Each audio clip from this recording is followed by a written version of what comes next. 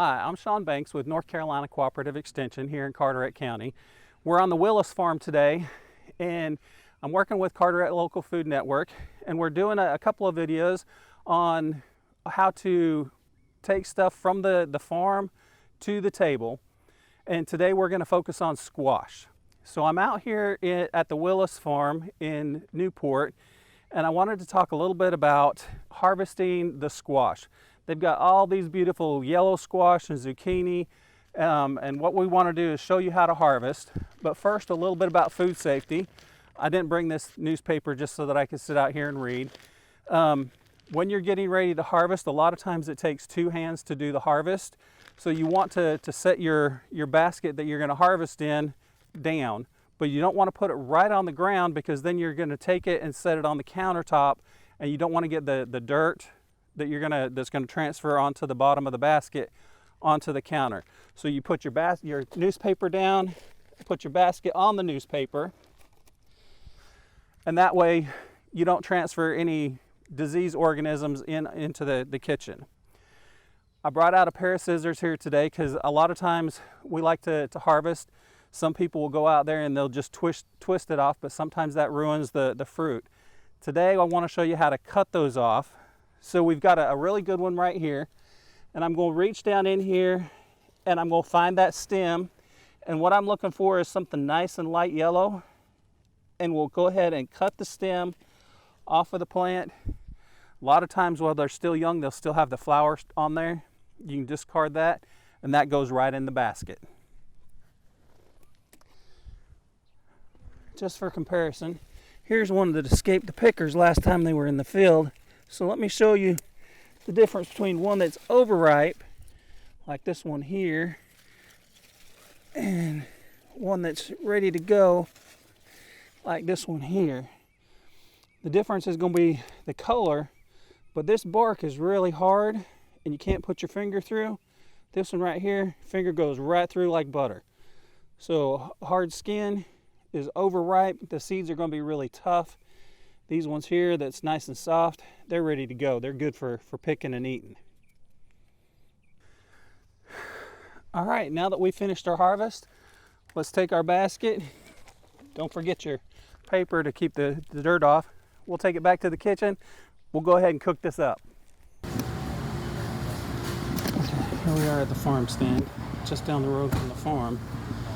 And here's some of those squash that we saw out in the field. This is what they look like when they're in the farm or at the stand. All right, now that we've gathered the fruit out of the field, I'm going to pass this off to Stephanie, and she's going to do the cooking demonstration part. Hi, my name is Stephanie Stevenson. I'm the Family Consumer Science Agent for Carteret County. Today I'm going to go over how we're going to wash the zucchini and summer squash, and then we're going to roast them and with a couple of seasonings, and it's going to be a super easy recipe. A lot of people usually when they're cooking squash and zucchini are more used to sauteing them in a pan with onions and butter and some other things that might not be as healthy. This is a quick and really mindless recipe, and it's pretty tasty too. So first we're going to wash some of these. I think Shawn's already told you guys this one is probably not going to be the best to eat because it has a thick skin and it's going to be a little bit tougher, so we're just going to throw this one away. You could also add this to your compost or use it as a table decoration. So first we're just going to, and I'm only going to use a couple of these. I'm not going to use all of them today. But we're going to come over here and we're going to wash these.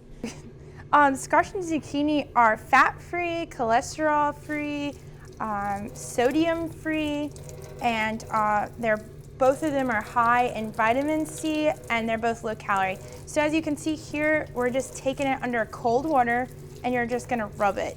And that's because zucchini and squash have very thin skin, and if you were going to use a vegetable scrubber, it could cause bruising.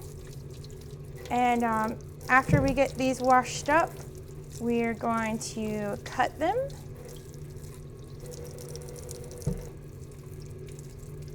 And wash zucchini and squash when you're ready to eat it. You don't want to wash it and then save it. So again, you want to wash them when you're about to use them, and that's because when they are wet, it can cause them to rot faster. And you want to also store zucchini and squash not when it's washed. If you do buy it, you want to not wash it and put it in a plastic bag and put it in your refrigerator or put it in your produce drawer. And again, wash it when you're ready to prepare it. So I'm just going to go over some quick cutting. So cutting zucchini and squash, just quick notes to do a chef knife. You're going to grab it here and around here, no finger on top of it. You could keep it right here. You're going to keep this hand like this, like a bear. And on squash, you're going to cut the end off, and then you're going to cut the other end off, and then just discard these or put them in your compost. And so for the recipe that we're using, you're going to cut them in 1/2-inch chunks.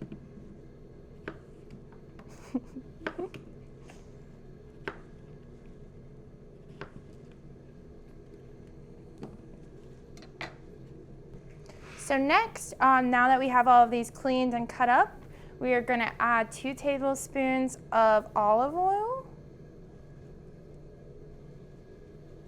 And then we're, now this recipe, you can add any of your favorite seasonings, but you don't want to add a lot of seasonings because it will take the flavors away from the squash, the natural flavors. So I just have some dried rosemary, and I'm just going to add a couple of pinches of it. I would say maybe about a tablespoon. And then pepper, and just a little coating of that too. And then this is coarse salt. I'm not a big salt person, but it does bring out other flavors when you add salt to it. So here we're just gonna stir it all together to make sure everything is getting evenly coated. Okay, now that our squash is fully coated, we're just gonna lay it right on our pan and scrape any of the other seasoning and olive oil and add that to the squash that's in your bowl. And then you're going to want to lay these out flat. And again, if you wanted smaller pieces, you could, before cutting slices into the squash, you could have cut the squash into half, and then it would cut these, make these smaller. So now we're gonna put these in the oven. Our oven has been preheated to 450 degrees, and we're gonna roast them for 15 minutes. You do not have to flip them, but if you do see them burning, you are gonna wanna flip them. This also, so like I said, I did use rosemary, but you could use basil, oregano, any sort of your favorite seasoning. You don't even have to add another seasoning. You can just do salt and pepper. And this can be done with any sorts of vegetables. They can be done with your sweet potatoes. They can be done with just regular bell peppers. You can add onions into it. It can be done with okra as a healthy alternative to fried okra. And it can be, you can, and one vegetable that I would very much recommend roasting is carrots, because roasted carrots with rosemary are delicious and very different than the normal carrots that you eat.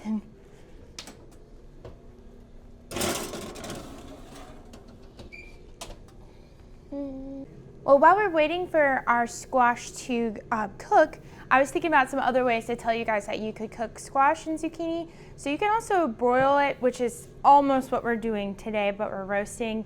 To go to a broil, you use the broil setting on your oven. You can also fry, saute, you can grill squash. That's one of my favorite ways to do it. And you can also make zucchini noodles, and you can cook those in place of pasta. You can make zucchini breads, and you can grate up your zucchini, and you can also use squash in your zucchini breads. I've never tried it before, but I've seen some recipes to use squash instead of zucchini. Some other things, so if you are planting at home, you might notice that you have an abundance of squash and zucchini at one point, and you don't know exactly what to do with it all. So some things that you could do is that you could cook it, and you could use the whole pan as a meal plan for the rest of your week and use it as a side. You can incorporate it in dishes to add some nutrition into your tacos or burritos, and add it as a meat extender, which would just mean that you can make it use less meat and use more vegetables. You can add it into your pastas. You can, if you think about any Thai dishes, those use a lot of zucchini and squash. You can add it into pasta salads. And you can also, you don't even have to cook squash and zucchini. You can actually just enjoy them fresh with like a vegetable platter or any of those sorts of things. Again, if you have an abundance, you can freeze. So you can freeze your cooked squash and zucchini. So you can take this out, let it cool, and freeze it. You can also cut it up, blanch it for 4 minutes, let it sit in ice cold water for 4 minutes, and then freeze it. You can, canning is not recommended for squash and zucchini because the enzymes break down underneath the pressure and it just turns into a mushy, not very good quality product. But you can pickle it in hot boil or boil water can. And so you would use sort of like a bread and butter recipe. There's lots and lots of recipes on the Home Food Preservation website from University of Georgia. And you can also grate it and pickle it and use it for zucchini bread as well. You can dehydrate squash and zucchini. Some people do that when you have ever seen maybe zucchini chips. They're usually dehydrated, but you can also dehydrate them, store them in a bag and use them in your soups. And they usually have I think about a year lifetime span. And same in your freezer, you want to use them in about a year, but for food, that's for your quality, but for food safety, they're indefinitely available for you. And I think that is pretty much, there's probably many other ways to do squash, but that's all I can think of. So let's check on our squash in here. I think it's ready to go. Of course, if you wanted more of a crispier, you could turn your broil on at this part. This is just gonna be, and it's not as mushy as it would be sauteed. But you can see, and I wish you guys could smell this because it's like a sweet rosemary olive oil smell, but this is pretty good. And then you could use this as a side, or again, you could incorporate it in any pasta that you wanted to, any dishes, anything like that to add some nutritious vegetables to your meal. This book, So Easy to Preserve, through Cooperative Extension, University of Georgia. The recipes that I was talking about for canning, dehydration, and freezing are all going to come from here. But you don't have to purchase this book. You can also go to the National Center for Home Food Preservation. Thank you guys for coming and seeing this recipe today. And I would recommend for any home food preservation, cooking classes, or any other food safety and nutrition classes to contact your local extension office or go to the extension website. Thank you. Thank you, Stephanie, for doing this short video on cooking the squash. And thank you all for watching our video on farm to table with squash. If you want to go visit Willis Farm where we picked up the squash, you can find them on the Visit NC Farms app, where all of our local farm stands are on that app. So if you happen to be in a different part of Carteret County and you're down here visiting and you want to find where you can find some of our delicious local produce, go to the Visit NC Farms app and you can download that today and find our local farmers. They all have their farm stands listed, so you can go and find them or the farmers markets and get some fresh local produce from right here in Carteret County.